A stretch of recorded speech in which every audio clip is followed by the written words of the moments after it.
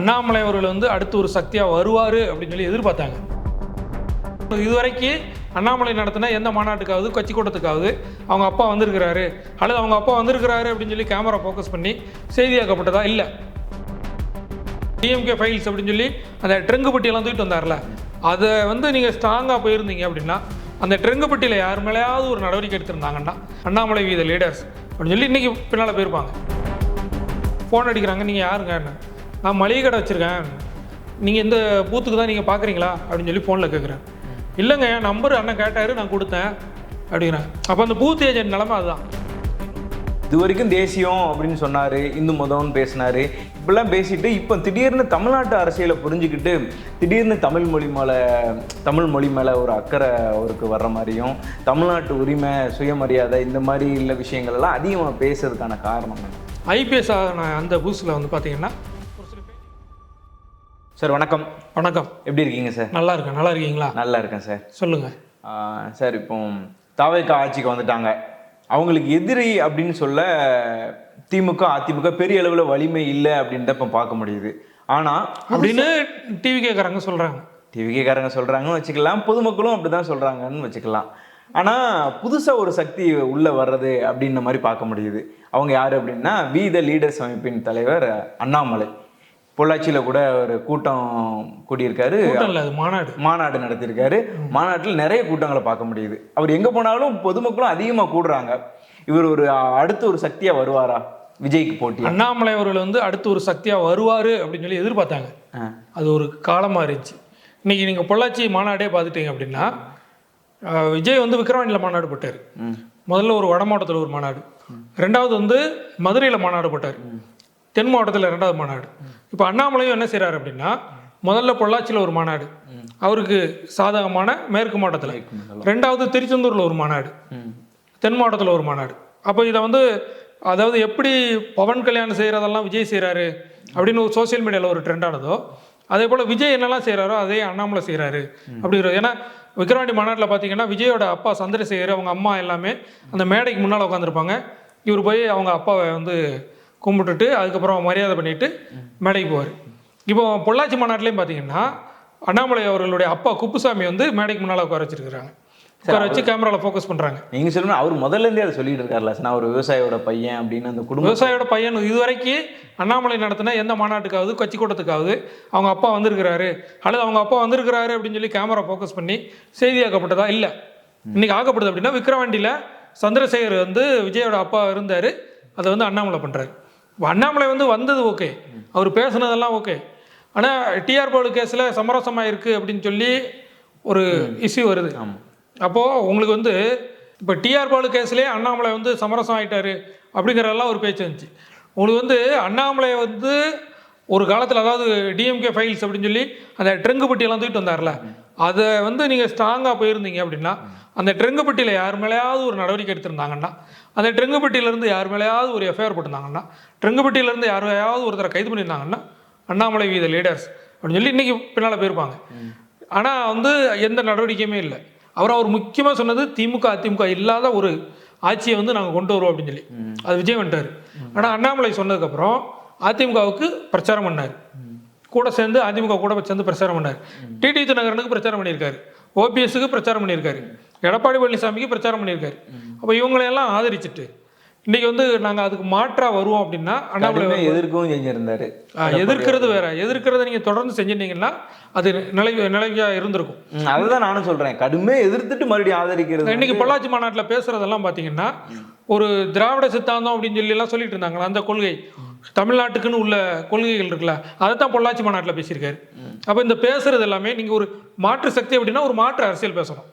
அதாவது இவ்வளவு நாள் பிஜேபியில் இருந்துட்டு பிஜேபிக்கு எதிரான ஒரு இருமொழி கொள்கை இந்த மாதிரியான விஷயங்கள் இருக்குல்ல, மாநில உரிமை, இதையெல்லாம் வந்து பொள்ளாச்சி மாநாட்டில் பேசும்போது அப்போ மக்கள் என்ன நினைப்பாங்க? இவ்வளவு நாள் பிஜேபியில் இருந்துட்டு அந்த இந்துத்துவா இந்த மாதிரி விஷயங்களுக்கு சப்போர்ட் பண்ணார், மும்மொழி கொள்கைக்கு வந்து இந்தி திணிப்பு, கட்டாயமாக இந்தியில் எக்ஸாம் எழுதணும், இதுக்கெல்லாம் சொன்னார். ஆனால் இன்றைக்கி இப்படி மாற்றி பேசுகிறாரு. அதிமுக கூட கூட்டணி இருக்கக்கூடாதுன்னாரு, அதிமுகவுக்கு ஆதரவாக பிரச்சாரம் பண்ணார். ஒருவேளை இந்த அண்ணாமலை வந்து அன்னைக்கு அமித்ஷா வந்து அதிமுக கூட ஒரு கூட்டணி அமைச்சாங்கல்ல, அப்போ எடப்பாடி வந்து ஒரு கண்டிஷன் போட்டார்ல, அண்ணாமலை இருந்தால் நாங்கள் பிஜேபி கூட கூட்டணி வைக்க மாட்டோம் அப்படின்னு சொல்லி. உடனே அண்ணாமலையை தூக்கிட்டு நயனா நாகேந்திரனை தலைவரை கொண்டு வந்துட்டு அதுக்கப்புறம் அதிமுக கூட கூட்டணி அமைப்பாங்க. அந்த நாளில், அதாவது 1996 இப்படி ஒரு சம்பவம் நடந்துச்சு.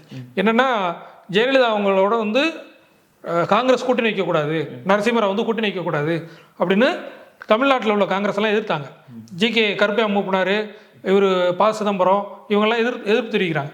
அதையும் மீறி அதிமுக காங்கிரஸ் கூட்டணி அமைஞ்சது. கூட்டணி அமைஞ்ச உடனே காங்கிரஸ்லேருந்து ஒரு பிரிவு தனியாக பிரிஞ்சு, பிரிவுனா சத்தியமூர்த்தி மோகன் அவங்களே வச்சுக்கிட்டாங்க. வச்சுட்டு நாங்கள் வந்து தமிழ் மாநில காங்கிரஸ், நாங்கள் தான் உண்மையான காங்கிரஸ், அந்த கூட்டணி எங்களுக்கு தேவையில்லை அப்படின்னு சொல்லி நின்னாங்க. அன்றைக்கி அவங்க திமுக கூட கூட்டணி வச்சாங்க, ஸ்ட்ராங்காக வந்தாங்க. திமுக ஆளுங்கட்சியாக வந்தது, தமிழ் மாநில காங்கிரஸ் எதிர்கட்சியாக வந்தது. அவங்க ஒரு கணிசமான சீட்டும் பிடிச்சாங்க. இப்படி ஒரு நிலைப்பாட்டை அண்ணாமலை எடுத்து அன்றைக்கி வந்து அதிமுக கூட கூட்டணி வச்சேன்னா நான் அந்த கட்சியில் இருக்க மாட்டேன், நாங்கள் தான் உண்மையான பிஜேபி அப்படின்னு சொல்லி அவர் தனியாக ஒரு கூட்டத்தை சேர்த்துட்டு அன்னைக்கு தனியாக நின்றுருந்தாருன்னா, அல்லது விஜய் கூட கூட்டணி வச்சிருந்தார் அப்படின்னா, விஜய் ஆளுங்கட்சி முதலமைச்சர், அண்ணாமலை எதிர்கட்சி தலைவர் அப்படிங்கிற ஒரு புதிய ஒரு அரசியலை வந்து அவர் அன்னைக்கு உண்டாகியிருக்கலாம். அப்படியான வாய்ப்பு வந்து அண்ணாமலை கையில் இருந்துச்சு. ஆனால் தவற விட்டுட்டார். அதை ஒரு நல்ல வாய்ப்பு அண்ணாமலை கையில். இன்னைக்கு வந்து இவ்வளவு பேர் கூட்டம் கூடுறாங்கன்னா கூட்டம் கூடும், அது வந்து எவ்வளோ தூரம் ஓட்டா மாறும், இல்லை அவரை வந்து தலைமையை ஏற்றுக்கிட்டு பின்னால் போவாங்களா? இதே தானே சார் விஜய்க்கும் சொன்னாங்க, கூட்டம் கூடுது இதெல்லாம் ஓட்டா மாறுமான்னு. ஆனால் அது ஓட்டா மாறிடுச்சு. இல்லை, அந்த கூட்டத்தை வந்து அறுவடை பண்ணிட்டார் விஜய். அதாவது இதுக்கு முன்னால் திமுக எதிர்ப்பு, அதாவது திமுக எதிர்ப்பு அப்படிங்கிறத விட ஒரு வெறுப்பு அப்படிங்கிறதே வந்து கட்டமைச்சிட்டே வர்றாங்க. கடந்த ஒரு 10-15 வருஷமாக அதுக்கான வேலைகள் வந்து நடந்துக்கிட்டே இருக்குது. 2008, 2005 அந்த டைமில் இருந்தே திமுக எதிர்ப்பு அப்படிங்கிறது விதைக்கப்பட்டு வருது. அதை வந்து விஜய் வந்து அறுவடை பண்ணுறாரு. திமுக அல்லாத கட்சி அப்படிங்கிறது விஜய் அறுவடை பண்ணுறாரு. அந்த கூட்டம் அப்படிங்கிறது அந்த ரசிகர்கள் கூட்டம் மட்டும் இல்லாமல் பொதுமக்களும் சப்போர்ட் பண்ணுறாங்க. ஆனால் இன்றைக்கி அண்ணாமலைக்கு வந்து அது பொள்ளாச்சியில் கூடுற கூட்டம், அதே மாதிரி எல்லா மாவட்டத்துலையும் கூடுமா, எல்லா இடத்துக்கும் கூடுமா அப்படின்னு ஒரு ஸ்ட்ரக்சரை நீங்கள் வந்து பார்த்தீங்கன்னா கையில் அந்த பேண்டு ஒயிட் கலரில் கட்டுறது அந்த மாதிரிலாம் விஜய் கூட்டத்தில் அப்படின்லாம் இல்லை. விஜய் வந்து அப்படியே ஒரு பஸ் வரும், பின்னாலே ஒரு கூட்டம் வரும், இந்த மேடை போடுறது, லைட்டு கட்டுறது, அந்த சேர் போடுறது, இந்த மாதிரியான ஒரு ஸ்ட்ரக்சரெல்லாம் வந்து இருக்காது விஜய் கூட்டம். அதனால தான் அந்த கூட்டம் வந்து ஒரு வெற்றிக்கான கூட்டமாக இருக்காது. இப்போ நம்ம சாதாரணமாக பார்ப்போமே, அதிமுகவில் எத்தனை கோடி தொண்டர்கள் அப்படின்னு சொல்லி சொன்னாங்க, எல்லா மேடையிலுமே பேசுவாங்க. 1.5 கோடி தொண்டர்கள் அம்மா உருவாக்கி வச்சாங்க அப்படின்னு. எடப்பாடி வந்து என்ன சொன்னாரா, 2 கோடி தொண்டர்கள் இருக்காங்க அப்படின்னா. டிஎம்கேல உறுப்பினர் சேர்க்கை நடந்துச்சு, அங்கே வந்து 1.5 கோடி தொண்டர்களாக நாங்களும் 2 கோடி தொண்டர்களாக மாற்றுவோம் அப்படின்னா. எத்தனை கோடி தொண்டர்கள் வந்தாங்க அப்படின்னு சொல்லி தெரில.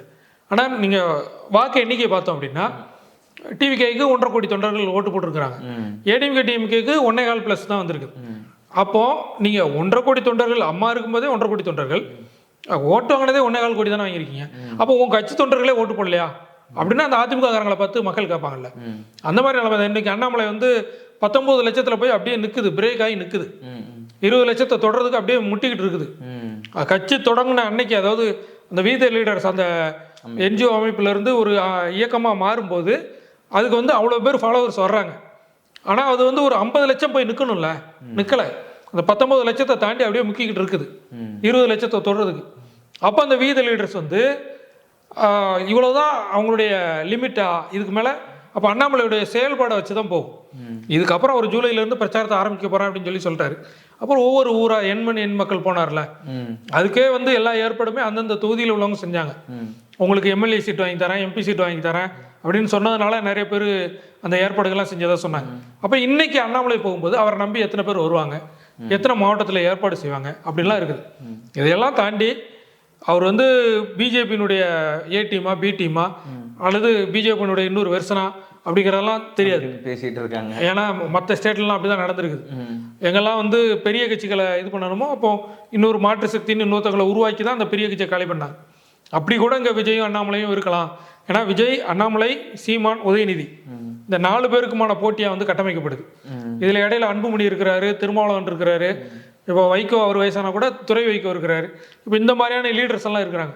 ஆனால் மெயின் போட்டி அப்படிங்கிறது உதயநிதியா, விஜயா, அண்ணாமலையா, சீமானா அப்படிங்கிறத கட்டமைக்கப்படும் போது அதில் அண்ணாமலையுடைய இடம் எந்த இடத்துல இருக்க போகுது அப்படிங்கும்போது அவர் குறைந்தது ஒரு 50 லட்சம் ஃபாலோவர்ஸ் ஆகுது அவருக்கு இருக்கணும் சோசியல் மீடியாவில், அந்த அமைப்பில். அப்படி இருந்தால் தான் அது வந்து ஸ்ட்ராங்காக மாறும். அப்படி இருந்தால் தான் அவர் உங்கள் அரசியல் கட்சி சொல்லுவார், இல்லைன்னா இயக்கமாகவே நடத்திட்டு போயிடுவார். சார், இப்போ அண்ணாமலையோட வருகை அப்படின்னு பார்த்தீங்கன்னா தமிழ்நாட்டில் பாஜகவோட ஒரு வளர்ச்சி அப்படிங்கிறது அண்ணாமலை வந்ததுக்கப்புறம் தான் பார்க்க முடிஞ்சுது பெரிய அளவில். அவர் வந்து நிறைய வீதியில் போனார் வச்சார், நிறைய பரபரப்பான அறிக்கையெல்லாம் விட்டு அதெல்லாம் பார்க்க முடிஞ்சுது. இந்த விதத்தில் ஒருவேளை ஒரு பாஜக அனுப்பப்பட்ட ஆளாக இல்லாமல் இருந்து உண்மையிலே சுயமாக மக்களுக்கு உதவுறேன் அப்படின்னு சொல்லி வந்திருக்காரு அப்படின்னா இது பாஜகவோட வளர்ச்சிக்கு எந்த அளவில் பாதிப்பாக இருக்கும்? நீங்கள் சொல்லும் போதே சொன்னீங்க பாஜக வளர்ச்சி அண்ணாமலை வந்தவுடன் பார்க்கப்படுது அப்படின்னு. அதாவது வளர்ச்சி இருந்தது பாஜகவில், அது பார்க்கப்படாததா மாற்றினது வந்து அண்ணாமலை. அதாவது சோசியல் மீடியாவில் வந்து நம்ம ரீல்ஸ் இந்த மாதிரிலாம் சொல்கிறோம்ல, நியூஸாக கொண்டு வரதுக்கு வார் ரூம்னு தனியாக அவருக்குனே தனியாக வார் ரூம் வச்சு எல்லாத்தையுமே செய்தியாக்குனது வந்து அண்ணாமலை. ஏன்னா அதுக்கு முன்னால் பொன் ராதாகிருஷ்ணன், தமிழிசை சவுந்தரராஜன், எல் கணேசன், எல் முருகன் இந்த மாதிரி நிறைய பேர் வந்து கட்சியை வந்து வளர்த்து எடுத்துகிட்டு வந்தாங்க. ஜனா கிருஷ்ணமூர்த்தி இந்த மாதிரி நிறைய பேர் இருக்கிறாங்க. அப்போது இதுக்கு முன்னாலெல்லாம் 4 எம்எல்ஏ, 1 எம்எல்ஏ, 4 எம்எல்ஏ, ஏன்னா தனியாக வந்து கன்னியாகுமரி மாவட்டத்தில் ஒரு எம்எல்ஏ ஜெயிச்சாங்க பிஜேபி. அப்போ அப்படி படிப்படியாக வளர்ந்தது. சிபி ராதாகிருஷ்ணன் 2 தடவை எம்பி ஆனார் கன்னியாகுமரியில். இந்த மாதிரி மத்திய அமைச்சரெல்லாம் இருந்திருக்கிறாங்க. ரங்கராஜன் குமார் அவங்களாம் மத்திய அமைச்சரெல்லாம் இருந்திருக்காரு. அப்போ இது வந்து அந்த வளர்ச்சிங்கிறது இருந்துச்சு. வளர்ச்சி பார்க்கப்படுது அப்படிங்கிறோம்ல, அந்த பார்க்கப்படுது அப்படிங்கிற இடத்துல கொண்டு போய் அண்ணாமலை நிப்பாட்டிட்டார். அது கட்சியினுடைய வளர்ச்சியாக இல்லாமல் அந்த விளம்பரமாக மாறிடுச்சு. பார்க்கப்படக்கூடிய இடத்துல ஒரு வெறும் விளம்பரமாக, வெத்து விளம்பரமாக மாறிடுச்சு. அதனால தான் இன்றைக்கி வந்து நயனா நாகேந்திரன் மேடையிலே பேசினார். மேடையில் பேசிகிட்டு இருக்கிறார். கமிட்டி மட்டத்தில் ஒரு ஃபோன் அடித்து அவங்க காரியகர்த்தா அப்படின்னு சொல்லி வார்த்தை சொல்லுவாங்க. நம்ம பூத் ஏஜென்ட் சொல்கிறோம்ல, அவங்க அந்த மாதிரி வார்த்தை சொல்லுவாங்க. ஃபோன் அடிக்கிறாங்க, நீங்கள் யாருங்க? நான் மளிகை கடை வச்சுருக்கேன், நீங்கள் இந்த பூத்துக்கு தான் நீங்கள் பார்க்குறீங்களா அப்படின்னு சொல்லி ஃபோனில் கேட்குறேன். இல்லைங்க, என் நம்பர் அண்ணன் கேட்டார், நான் கொடுத்தேன் அப்படிங்கிறேன். அப்போ அந்த பூத் ஏஜென்ட் நிலமை அதுதான். இன்னொன்று வந்து நான் நயனா நாகேந்திரன் பேசுகிறேன் அப்படின்னு சொல்லியிருக்காரு. தஞ்சாவூரில் ஒரு லேடி வந்து ஃபோன் எடுத்துகிட்டு, அவர் பொம்பளை ஆளுக்கு அடிக்கடி ஃபோன் பண்ணுறேன், உனக்கு அறிவு இல்லையா, அந்த மாதிரி ஏதோ தப்பாக பேசிட்டாங்க, திட்டி விட்டுட்டாங்க. அதையும் அவர் மேடையில் சொன்னார். நான் ஒரு லேடிகிட்ட இப்படி பேசினேன், அவங்க வந்து இப்படி திட்டாங்க அப்படின்னு. இந்த நிர்வாகிகள், இந்த கட்டமைப்பு, இந்த பார்க்கப்படுது இருக்குல்ல, இந்த பார்க்கப்படுது எல்லாமே அண்ணாமலை அவர்கள் காலத்தில் கொண்டு வரப்பட்ட லிஸ்ட்டு. ஒரு ட்ரெண்டு தான் செட் பண்ணியிருக்காங்க. இத்தனை உறுப்பினர்கள், இத்தனை கட்சி வளர்ச்சி அப்படிங்கிறத அவர் கொண்டு வந்தார். ஆனால் அது ஃபெயிலியர் ஆயிடுச்சு. இப்போ பார்லிமெண்ட் எலெக்ஷனே பார்த்தோம் அப்படின்னா 14%, அந்த 12%, 14% நாங்கள் ஓட்டு வாங்கிட்டோம் அப்படிமா. அதுவும் பார்த்தீங்கன்னா 5-6 கட்சி எல்லாமே பெரிய பெரிய தலைவர்கள். ஓ பன்னீர்செல்வம், அவர் 3 தடவை முன்னாள் முதலமைச்சராக இருந்தவர். டிடிவி தினகரன், அவர் ஒரு கட்சியினுடைய பொதுச் செயலாளர். அந்த தொகுதியில் ஏற்கனவே எம்பியாக இருந்த ஒரு பெரிய குளத்தில் அவர் தான் அங்கே நிற்கிறாரு. இந்த மாதிரி John Pandian, A C Shanmugam, G K Vasan, இது எல்லாமே பார்த்தீங்கன்னா தேவநாதன், எல்லாருமே அந்தந்த ஏரியாவில் அவங்கவுங்க செல்வாக்குள்ளாங்க. அந்த வாக்குகளை வச்சுக்கிட்டு அவங்க எல்லாமே தாமிரசனத்தில் நின்னாங்க. தாமிரசனத்தில் ஓபிஎஸ் தான் சுயேட்சை நின்னார். அமமுக அவர் தனியாக நிற்கிறார். மீதி இந்த தலைவர்கள்லாம் இருக்கிறாங்கல்ல, இவங்க எல்லாருமே அந்தந்த தொகுதியில் செல்வாக்குள்ளாங்க. அவங்க தாமிரசனத்தில் நின்று அந்த ஒரு வாக்கு வருது. அப்போ அதுக்கு அடுத்த தேர்தலில் வாங்க முடியல. ஏடிஎம்கே கூட்டணியில் இருந்தும் ஓட்டு வாங்க முடியல. அப்போது அது வந்து ஒரு கட்டமைக்கப்படுது. நாங்களும் வளர்ந்துட்டோம் அப்படின்னு சொல்லி அந்த பார்க்கப்படுது அப்படிங்கிறதுல தான் அவர் நிப்பாட்டிட்டார். தவிர கட்சி உண்மையிலே வளர்த்துருந்தா பிஜேபி வந்து மற்ற ஸ்டேட் மாதிரி இங்கே வந்திருக்கும். ஆனால் அதுக்கான வாய்ப்புகள் இங்கே கம்மி. ஏன்னா தமிழ்நாட்டில் உள்ளவங்க கொஞ்சம் கருத்தியல் ரீதியாக இருப்பாங்க. என்ன தான் வந்து விசிலடிச்சா தற்குறி அப்படி இப்படின்னு சொன்னால் கூட கொஞ்சம் அது வந்து திமுக அதிமுகமான வெறுப்பும் அதிகமாக இருக்கிறதுனால டிவிக்கு ஆட்சி வந்ததை தவிர கொஞ்சம் யோசிப்பாங்க. யோசிக்கும் போது அந்த மாநில உரிமை சார்ந்து அந்த மத்திய பாஜக அரசு என்னெல்லாம் செய்யுது, என்னெல்லாம் திட்டம் கொண்டு வருது. இப்போ கூட டிமானிட்டைசேஷன், ரூபா நோட்டு கொண்ட மாதிரி கோல்டு கொண்டு வர போகிறாங்க, தங்கம் இனிமேல் வீட்டில் வச்சுருந்தா செல்லாது அப்படின்லாம் சொல்கிறாங்கல்ல. இந்த மாதிரி என்ன திட்டம் கொண்டு வராங்க மத்திய அரசு, தமிழ்நாட்டுக்கு என்ன செஞ்சாங்க, வெள்ளத்தால் பாதிக்கப்படும் போது, புயல் வரும்போது மத்திய அரசு என்ன பண்ணாங்க, மோடி என்ன செஞ்சார், அமித்ஷா என்ன செஞ்சார், இதெல்லாம் கால்குலேட் பண்ணி தான் அவங்க சப்போர்ட் பண்ணுவாங்க. இப்போ அண்ணாமலை இவ்வளோ நாள் அங்கே இருந்துக்கிட்டு இன்னைக்கு வெளியில் வந்து அவங்களுக்கு எதிராக பேசும்போது அது பாஜகவனுடைய வளர்ச்சியும் பாதிக்கும், அண்ணாமலையோடைய வளர்ச்சியும் பாதிக்கும். ரெண்டுமே வந்து பாதிக்கப்படக்கூடிய ஒரு நிலையில தான் இருக்குது. சரி, இந்த பாயிண்ட்ல தான் அவர் வந்து ஒரு விஷயத்த இப்போ அந்த சினிமா டைலாக் மாதிரி பையன் பிடிச்சிட்டான் அப்படின்னு சொல்லுவாங்கள்ல, அந்த மாதிரி இது வரைக்கும் தேசியம் அப்படின்னு சொன்னார், இந்து மதம்னு பேசினார், இப்படிலாம் பேசிட்டு இப்போ திடீர்னு தமிழ்நாட்டு அரசியலை புரிஞ்சுக்கிட்டு திடீர்னு தமிழ் மொழி மேலே ஒரு அக்கறை அவருக்கு வர்ற மாதிரியும், தமிழ்நாட்டு உரிமை, சுயமரியாதை, இந்த மாதிரி உள்ள விஷயங்கள் எல்லாம் அதிகமாக பேசுறதுக்கான காரணம் என்ன? இது வந்து முன்னாலே பேசினார். எப்போ பேசினார்னா ஐபிஎஸ் ஆன அந்த புதுசில் வந்து பார்த்தீங்கன்னா ஒரு சில பேட்டியில் சொல்லியிருப்பார், இந்த திராவிட அமைப்புகள், இயக்கங்கள் வந்து எப்படி வந்துச்சு, சமூக கட்டமைப்பை எப்படி கொண்டு வந்தாங்க, திமுக அதிமுக வந்து தமிழ்நாட்டுக்கு என்னெல்லாம் பண்ணாங்க அப்படின்னு சொல்லி நீங்கள் பழைய பேட்டி அண்ணாமலை பழைய பேட்டி, அதாவது இந்த ஆடு வளர்த்து ஆடை கழுத்தில் போட்டு இருப்பார்ல, அதுக்கு முன்னால் பார்த்தீங்கன்னா இந்த மாநில உரிமைகள் பற்றிலாம் அவர் பேசியிருந்தார்.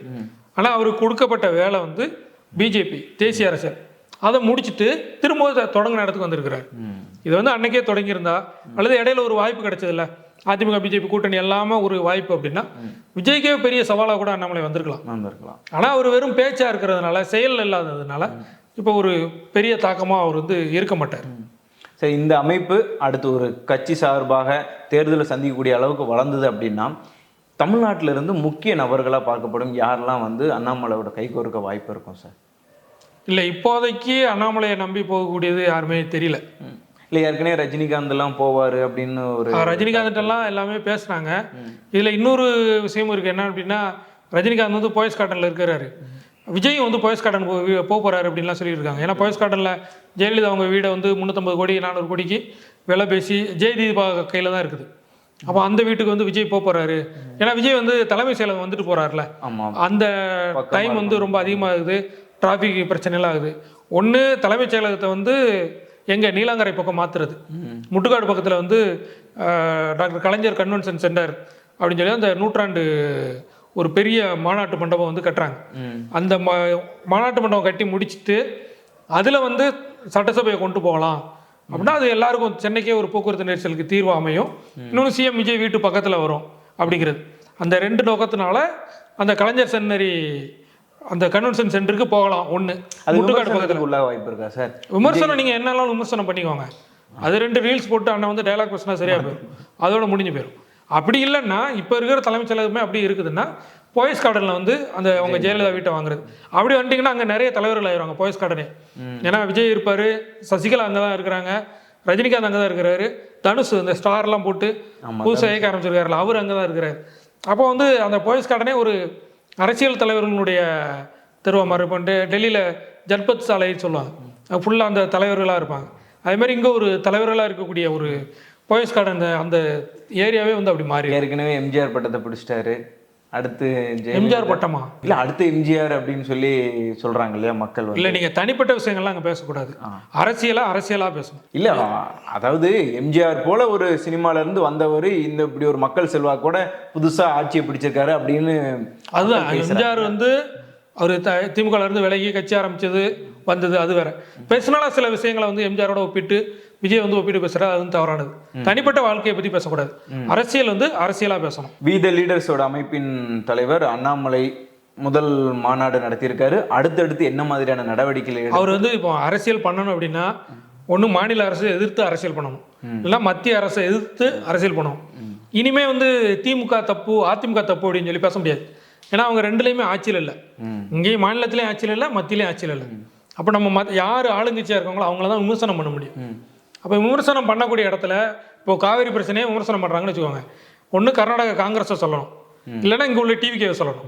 இல்லை ஒரு மத்திய அரசுலேருந்து ஒரு திட்டம் வருது அப்படின்னா நீங்கள் மத்திய பிஜேபி எதிர்த்து விமர்சனம் பண்ணணும். அப்போ அண்ணாமலையால் என்ன செய்ய முடியும்? ஒன்று நீங்கள் அவர் கர்நாடகா காங்கிரஸே எதிர்த்து பேச மாட்டார், மத்தியில் இருக்கக்கூடிய பிஜேபி அரசே எதிர்த்து பேச மாட்டார், மாநிலத்தில் இருக்கக்கூடிய டிவிகே அரசே எதிர்த்து பேச மாட்டார்.